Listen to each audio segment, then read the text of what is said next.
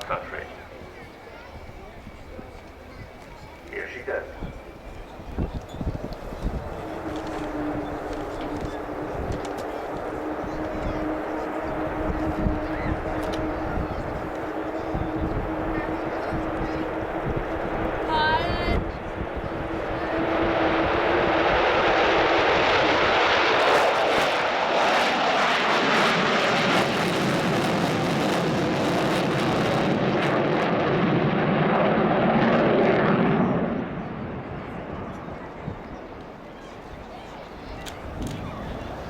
Well, that looked pretty sporty to me.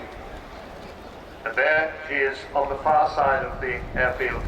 A very short takeoff run for a big aircraft. That sound, and of course the wonderful Vulcan howl coming from the four Rolls-Royce Bristol Olympus 202 two-shaft turbojets, 16,500 pounds of static thrust, 65,000 pounds in total. Of course, these days she doesn't carry a lot of the equipment that she used to carry when she was an operational aircraft, including not carrying two navigators. That must have considerably reduced the weight, I guess. Speaking as one myself, I'm allowed to say that. But here she is coming back in front of us, and Bill Ramsey will be accelerating her down the line of the runway.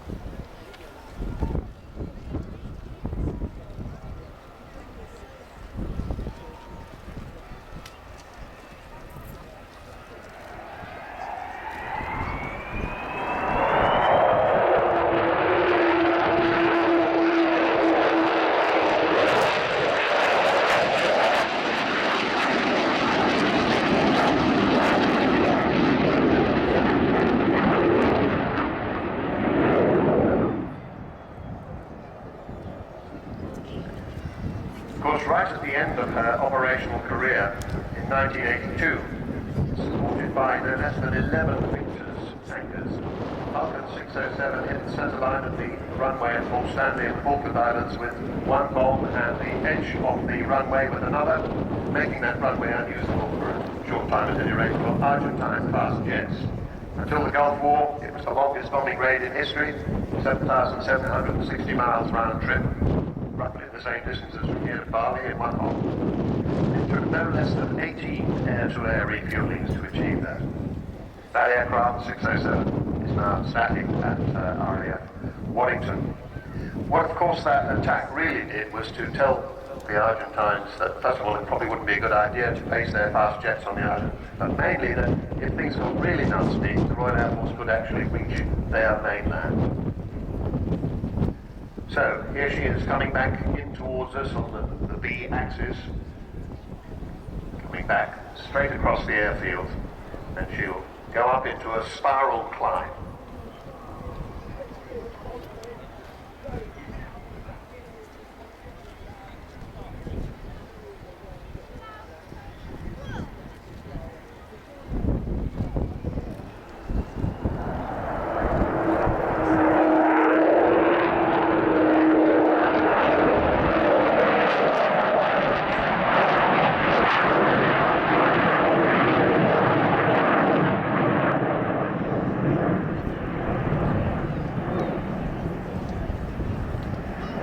Of course, when Vulcan left the service of the Royal Air Force in 1993, nobody believed there would ever be a flying Vulcan. But in the 90s, a little later, two people, David Walton, bought this aeroplane and all the available spares, and Dr. Robert Fleming, who felt that the RAF should preserve this iconic aircraft rather than toss it onto the scrap heap.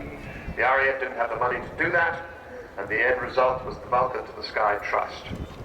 And the biggest problem has always been money. It may seem obvious, but 658 is not funded by the government. She doesn't belong to the Royal Air Force. To get this far has cost more than £22 million, including, I should say, 2.7 million in a grant from the Heritage Lottery Fund. And I didn't mention them yesterday. I always mention them, and yesterday I didn't, and I got into awful trouble from Sir Peter Love, so sorry, Sir Peter. That was very valuable at the time. So here she is, coming back in with her wheels down.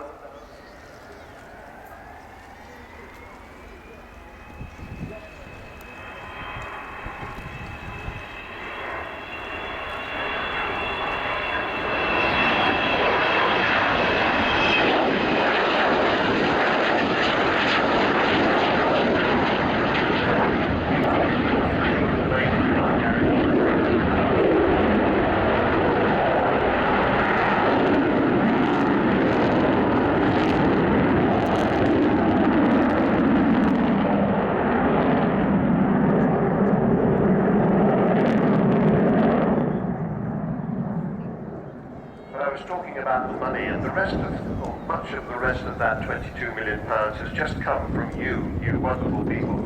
You've given your money in single pounds, in tens of thousands, and everything in between. Sir Jack Hayward has been wonderful, Eddie Forrester, being big support from the CAA, as well as the three technical authority companies, BAE Systems, Marshall Aerospace and Defence Group, and Rolls-Royce. Many other companies have given fantastic help. Airbus, AD Holdings, Beagle Technology, Cranfield Aerospace. There are the bomb doors opening as she goes by.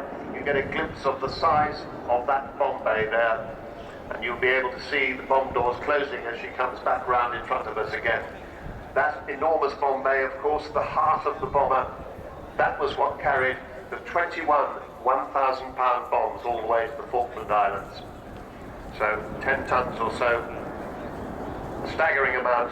These were, let's not forget, dumb bombs, wartime type bombs, World War II, and they were not guided in any way, so if you needed to hit a pinpoint target like a bit of a runway, you had to really do overkill. So of the 21 1,000-pound bombs that they dropped, they hit the runway with 2 of them.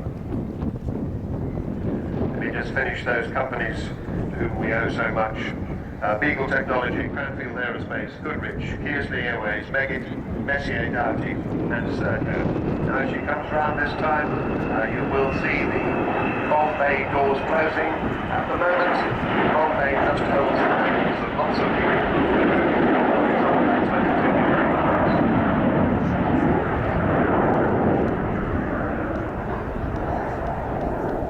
But as we know, this is her last season, and it is the three technical authority companies that will finally bring Vulcan's illustrious flying life to a close. They have together decided to cease their support at the end of the 2015 season.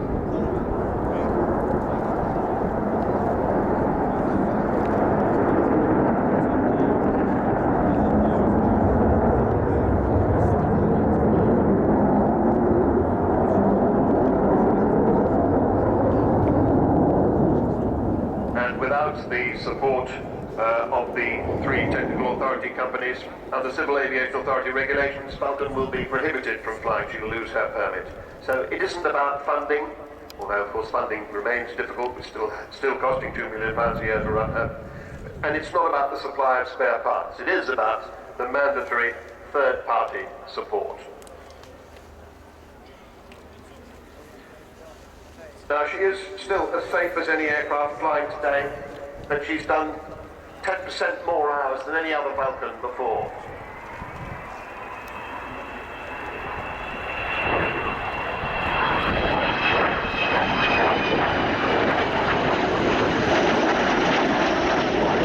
She's into an area of unknowns.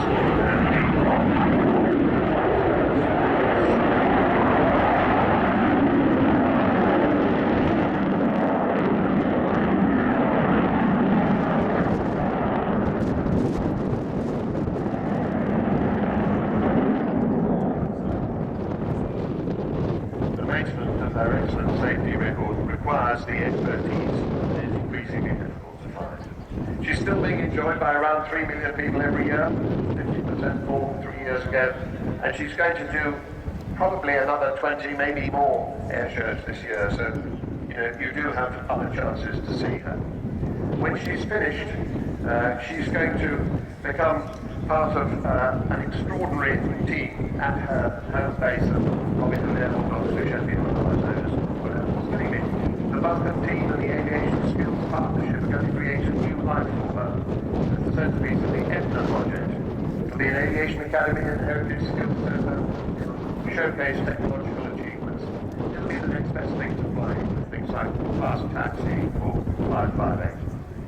It's called Mount Etna. Of course, you use that as the workshop for the Avro Vulcan, and the Etna project will be like the Eden project, but for engineers. Now, here's a special treat. As she flies down the runway, you see the